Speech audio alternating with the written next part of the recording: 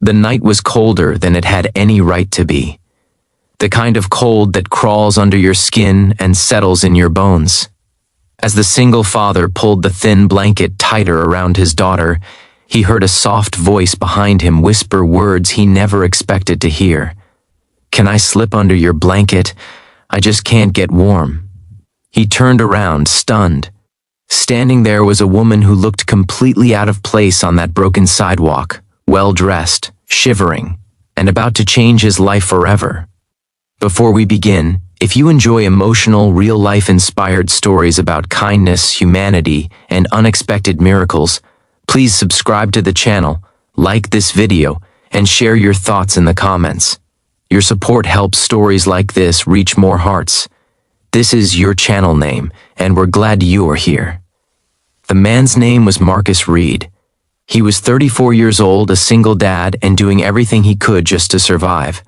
Life hadn't gone the way he planned. His wife had passed away 3 years earlier after a sudden illness, leaving him alone with their 6-year-old daughter, Lily. Marcus worked construction when jobs were available, but winter was always brutal. Work slowed. Bills piled up. One missed paycheck turned into 2, then 3. Eventually, rent notices turned into eviction papers.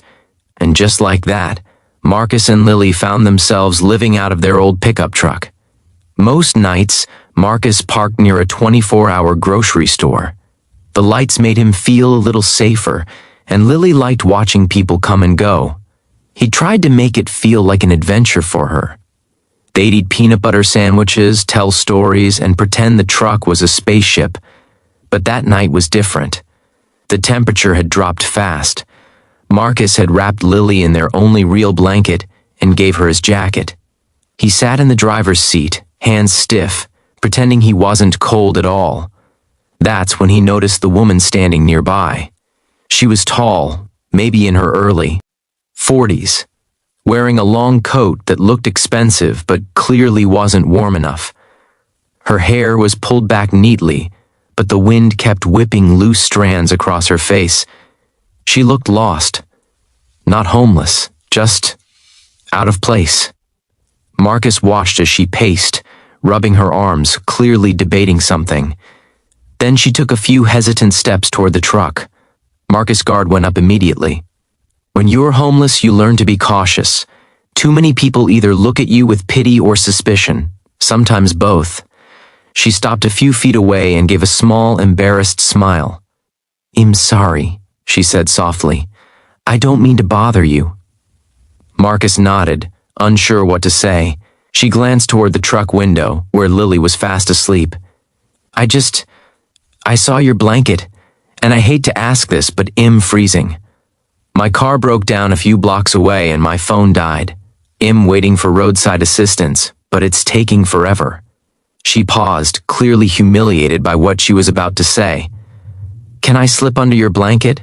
Just for a few minutes?" "I can't get warm." Marcus was speechless. Here he was, a man with almost nothing, and someone was asking him for help. A woman who looked like she belonged in a warm house, not standing on icy pavement. He looked at Lily, then at the woman. His first instinct was to say no. That blanket was all Lily had. But then Lily shifted in her sleep and murmured, "Daddy?" Marcus swallowed. He quietly opened the truck door and stepped out, pulling the blanket with him. "We can share," he said simply. The woman's eyes filled with tears instantly. "Are you sure?" Marcus nodded. "My daughter's warm. That's what matters." They sat on the curb sharing the thin blanket. The wind cut through everything, but somehow, the moment felt warmer than Marcus had felt in a long time. "I'm Marcus," he said after a while. "Evelyn," she replied. "Thank you. I don't know what I would have done if you'd said no." They talked quietly. Marcus didn't complain or ask for anything. He didn't tell his whole story, just that he was trying his best for his little girl. Evelyn listened, really listened. After about 20 minutes, headlights pulled up. A tow truck. Evelyn stood up quickly. "They're here," she said, relief in her voice. She turned back to Marcus, reaching into her purse. He raised his hand gently. "It's okay," he said. You don't owe me anything." She froze for a moment, then nodded slowly. "I don't think you understand," she said quietly. "You just reminded me of something I forgot." She walked away, got into her car, and disappeared into the night. Marcus wrapped the blanket back around Lily and climbed into the truck. He assumed that was the end of it, just another strange moment in a hard life. But the next morning, everything changed. Marcus was woken by a knock on his truck window. His heart jumped. Police were the last thing he needed. Instead, he saw a man in a suit and a woman holding a clipboard. "Are you Marcus Reed?" the man asked. Marcus nodded cautiously. "My name is David," the man said.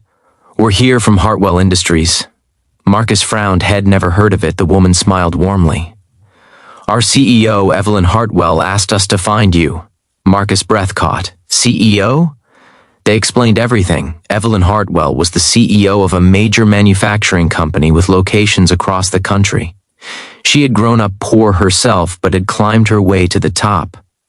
Somewhere along the way, success had made her forget what it felt like to be vulnerable. Until last night. She couldn't stop thinking about the man who had nothing but still gave what little he had. Evelyn had spent the entire night asking questions, and that morning, she decided to act. They didn't offer charity, they offered opportunity. Hartwell Industries had an opening for a facilities supervisor. It came with steady pay, health insurance, and training. The company also partnered with a housing program that could help Marcus and Lily get an apartment immediately. Marcus couldn't speak. His knees actually buckled, and he had to sit down on the curb. "Why?" he finally managed. The woman answered gently, "Because kindness should never go unanswered." 2 months later, Marcus tucked Lily into a real bed in their own apartment. Heat hummed softly through the vents. Lily smiled up at him and said, "Daddy, remember when we shared the blanket?" Marcus smiled, tears in his eyes. "I remember, baby." At work, Marcus gave everything he had. He showed up early, stayed late, and treated everyone with respect. Within a year, he was promoted. Not because of who he met, but because of who he was. Evelyn didn't hover or interfere. She simply watched. And every now and then, she'd stop by and say hello. They never talked about that night unless Marcus brought it up. One evening, during a company event, Evelyn pulled Marcus aside. "That blanket," she said quietly, "saved more than just me from the cold." Marcus shook his head. "No, it saved us both. Kindness doesn't always look big. Sometimes it's just a shared blanket on a freezing night. Sometimes it's saying yes when everything in you wants to protect the little you have left. But kindness has a way of coming back around. Not always how we expect. Not always when we're ready. And sometimes the smallest act becomes the turning point of an entire life. If this story touched your heart, remember this.